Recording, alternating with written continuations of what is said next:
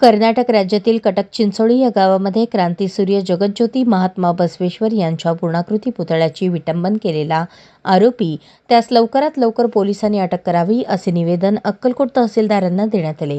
यावेळी शिवसंघटनेच्या वतीने हे निवेदन देण्यात आले।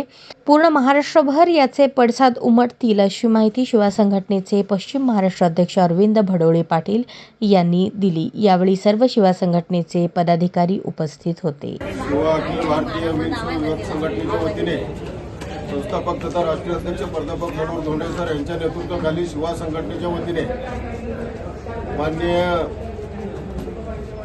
तहसीलदार साहेबांना निवेदन देतो की कर्नाटकमध्ये क्रांतीसूर्य जगज्योती महात्मा बसवेश्वर यांच्या पुतळ्याचा विटंबन केलेला आहे। त्यासाठी आम्ही आज निषेध करतो।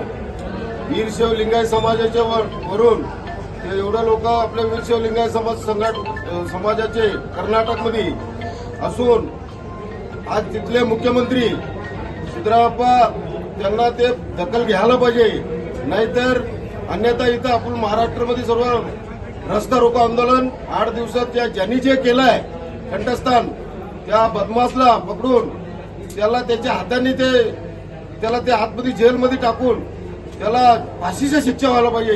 अशा समाजाचा आमच्या वीरशैव लिंगायत समाजाचे महात्मा बसवेश्वर यांचा पुतळ्याला त्यांनी जे कंठस्थान केलेलं आहे त्याला जात दाखवून द्यायला पाहिजे अशी आम्ही निषेध करतो आणि साहेबांना निवेदन दिलेलं आहे। आणि इथं सुद्धा आपल्या महाराष्ट्र शासन सुद्धा याची जबाबदार असायला पाहिजे आणि त्याची साहेबांनी त्याची दखल घ्यायला पाहिजे आणि तुरंत त्याला पकडून त्याला आतमध्ये टाकून त्याला शिक्षा द्यायला पाहिजे।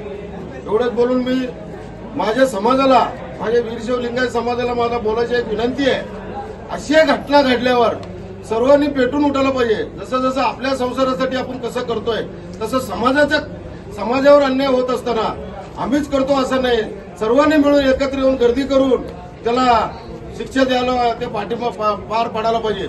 एवढंच बोलून माझे 2 शब्द संपवतो। जय हिंद, जय महाराष्ट्र, जय श्री। अशाच नवनवीन अपडेटसाठी जनता राज्य न्यूज चॅनलला सबस्क्राईब करा, लाईक करा आणि शेअर करायला विसरू नका।